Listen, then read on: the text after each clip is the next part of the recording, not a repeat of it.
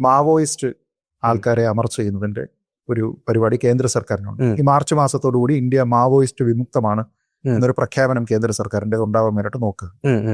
ഇപ്പൊ പല എൻകൗണ്ടേഴ്സ് ഉണ്ട്, അവരുടെ അടുത്ത് പല ഓഫറുകൾ കൊടുത്ത് സറണ്ടർ ചെയ്യാൻ പറയുന്നുണ്ട്. അപ്പൊ അങ്ങനെ നോക്കിക്കഴിഞ്ഞാൽ അതിനെ വേണമെങ്കിൽ എന്ത് പറയാം, ഒരു വലതുപക്ഷ ആശയമാണ്. തീർച്ചയായിട്ടും എനിക്കതിനെ സപ്പോർട്ടാണ്. കാരണം നമുക്കൊരു സിസ്റ്റം ഉണ്ട്. ആ സിസ്റ്റത്തിൽ നമുക്കൊരു സർക്കാരിനെ ചലഞ്ച് ചെയ്യണമെന്നുണ്ടെങ്കിൽ നമുക്ക് ജനാധിപത്യപരമായിട്ട് വേണം. തീർച്ചയായിട്ടും ആയുധം എടുത്തിട്ട് നമുക്ക് ഒരു കാര്യമില്ല. ഇവിടെയോ നമ്മുടെ നാട്ടിലെ മാവോയിസ്റ്റുകളെ ഏത് സർക്കാരിന്റെ കാലത്താണ് വെടിവെച്ചത്? പിണറായി വിജയൻ ഭരിക്കുമ്പോഴോ?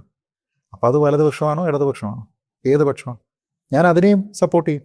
അപ്പോൾ ഞാൻ പിണറായി വിജയനെ ആ കാര്യത്തിൽ അനുകൂലിക്കുന്നതുകൊണ്ട് ഞാൻ ലെഫ്റ്റ് ആവുന്നില്ല, അമിത്ഷായെ മറ്റേ വിഷയത്തിൽ അംഗീകരിക്കുന്നതുകൊണ്ട് ഞാൻ റൈറ്റും ആവുന്നില്ല.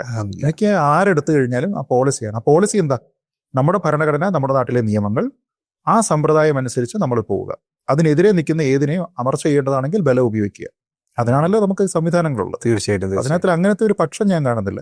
പിന്നെ മറ്റവർ വിളിക്കുന്നത് എന്താണെന്ന് വെച്ച് കഴിഞ്ഞാൽ അവരുടെ അടുത്ത് ഒരു ഇന്റർവ്യൂ വിളിച്ച് ചോദിക്കുക.